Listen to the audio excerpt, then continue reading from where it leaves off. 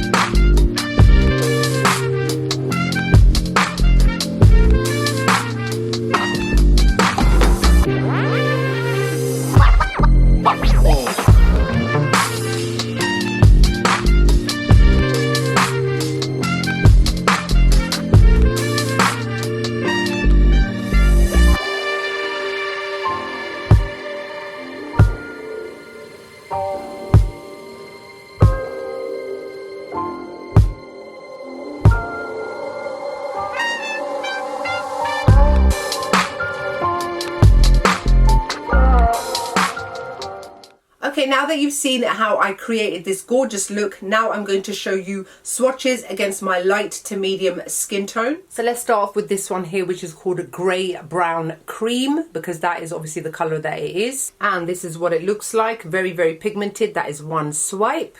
This one is grey marble cream, because obviously it's one of the marble shadows in the palette. This one you can see has got a slight sheen to it. It's like a satin kind of finish. It's a gorgeous kind of pewtery taupe sort of colour. This one on the end is called light pink cream. Here you can see it's another matte shade, and it is obviously a light pink cream. Doesn't really do much for my skin tone, to be honest. I mean, I know it swatches heavily, but when I apply it to my eyes, it doesn't really do any favours for me. So it's just something that I can just use to blend all over my eyes, to be honest. This one here is called Pinky Grey Cream. Also an FYI, you can see it says creamy on here. All the ones which are cream, it says it on there along with the set one.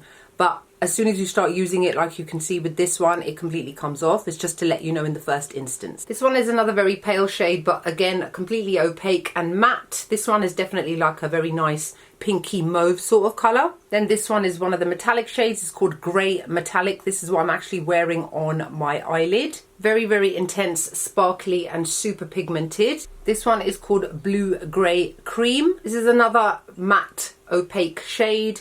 As you can see, it is a lovely deepened grey sort of colour. It's not quite blue grey on me. It shows up on my eyelids grey because I am using it in today's video. Another metallic shade. This one is called Purple Grey Metallic. Now this is a very unique colour. Definitely looks purple grey, I would say. Even though it's a metallic, it's not as shiny, I would say, as that one. This one's definitely more of a thicker kind of consistency as well, but gorgeous nevertheless. Now this is the set shade. This is a neutral pink matte. Right, I promise you it's there. I don't know how much you can see it against my skin tone, but it is there. But again, obviously it's just to set, so it's not really going to show up much in terms of colour. Now the last one and the darkest in the palette is this Black Grey Cream. Now I would personally say this is probably the creamiest out of all of the creams. It's almost wet to look at when you first apply it, and then it turns down to a powder.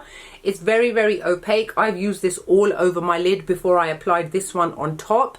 And you can see that it shears out when you blend it. It's very easy to blend despite the fact that it is a cream. So this is the entire Griege Creamy Obsessions palette.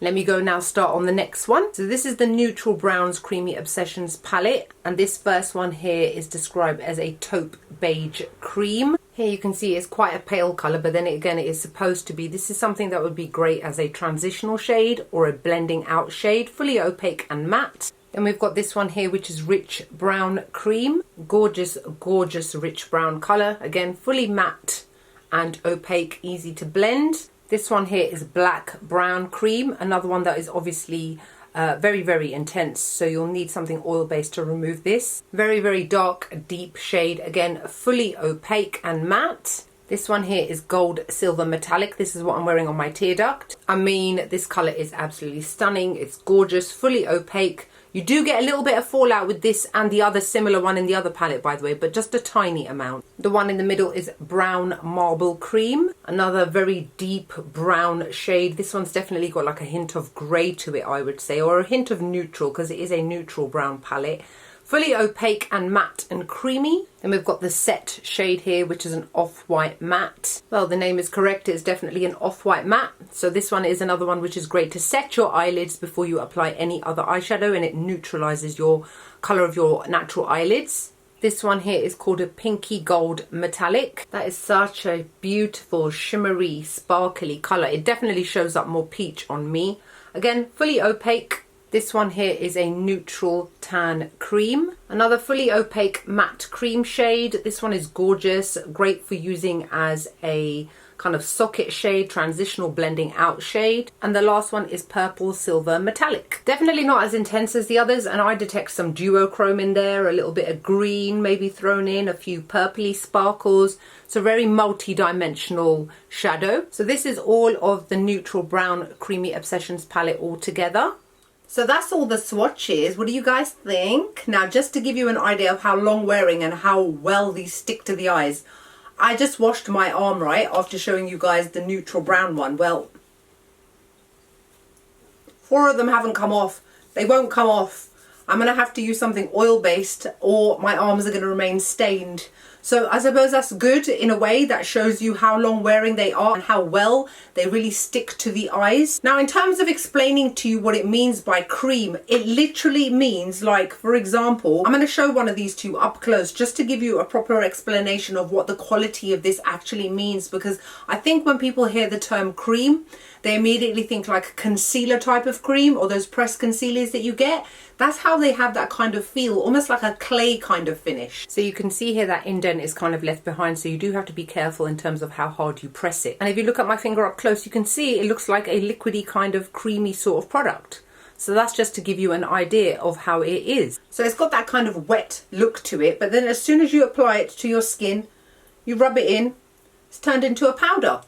Great. So there is minimal fallout with both of these palettes in terms of the cream shades, because obviously they don't have that same powder kick up. However, if you press too hard with your brush, you will end up using too much product and you may end up leaving a massive dent. So be careful in terms of how hard you press it. I also found using more dense fluffy eyeshadow brushes better because they pick up the brush a lot better as well. Another thing is because they've got that creamish kind of consistency, I find that they bog the brush down quite a bit as well. So try not to reuse brushes with this product if you can. Make sure to use a completely clean and new brush. Otherwise, what I found is that the fibers of the brush got clogged up with this product quite a lot. Whereas if it was with a powder, you could just go and kind of blow it off, if that makes sense. The marble shades, of course, every single time you apply it, they may look a little bit different because it just depends on how your brush or your finger touches the product, because it is a mixture of shades. So it's just dependent on which part of the actual eyeshadow you touch will be dependent on how it shows up on your skin. The metallic shade in the middle of this one and in the corner of this one that I've got on my eyelid and on my tear duct, yes, there is a tiny bit of glittery fallout, so be careful.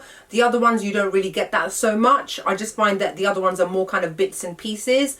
Another thing that I've noticed, and that's the same with all Huda metallic sort of shadows, kind of those foiled sort of shadows, is that it's best applied with your finger as you get more of an opaque finish. If you want a more sheer finish, then just use a brush. Personally, I'm quite happy with these. I give them both a 10 out of 10. They do exactly what they claim to do and they haven't given me any issues. I don't find that I have to blend any extra. I find that because they've got that creamy consistency, they last a lot longer on the eyes as well and they're less likely to fade. However, in terms of the shades now, so it wasn't that long ago the Pretty Grunge palette came out.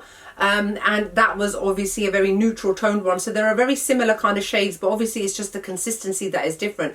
I'm a little bit surprised actually that Huda Beauty released these at the beginning of spring rather than something a little bit more spring-like. These are very much not spring related. However, if you really want to be objective about it, you can say that these are both palettes that have the kind of colors that generally people tend to reach for more. People don't always go for bright shades like I do. I'm just an exception to the norm. But most people generally tend to go for more kind of softer, more muted colors. So these are both great everyday kind of palettes. You've got those shimmery metallic shades to glam it up for the evening as well if you choose to do so. I hope that Huda at some point comes out with a large, multicolored, like kind of rainbow palette. I'm dying for her to come out with something like that for the summer maybe. So that's it for my review and demo of the brand new Creamy Obsessions eyeshadow palettes from Huda Beauty. Let me know what your thoughts are. Do you like them? Are you thinking about getting them? You're not sure, you don't feel that you need them, you want them because you just love Huda Beauty like I do. Let me know in the info bar below. Other than that, I hope you guys are fabulous, wonderful, great, gorgeous and beautiful as always, and I'll see you all in the next video.